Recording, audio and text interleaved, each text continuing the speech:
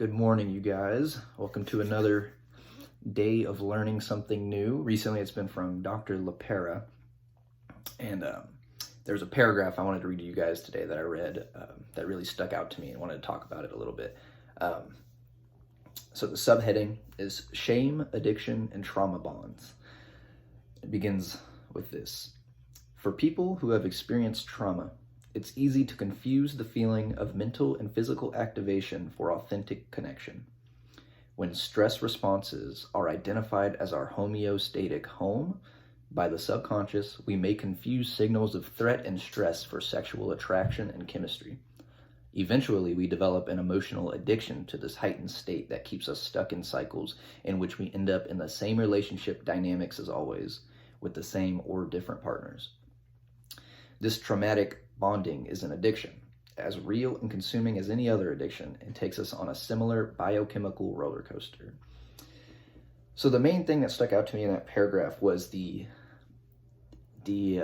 idea that someone could literally develop their own homeostasis through stress response. For those of you guys that don't know, like, homeostasis is your, like, when you feel most secure, safe, when you're really, usually when your brain isn't picking up on any stress responses and it's just, calm in the moment.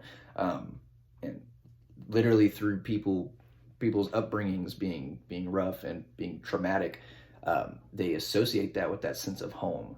And that's wild to me. And later in this chapter, she talks about trauma bonds. And what that is those two of those same people that develop that same homeostasis through trauma and stress response get together and have a relationship, and because they see that in the other person, and they can't part from each other, right? Because they feel like that is love that they're feeling through this, because they give them that sense of home, that sense of security.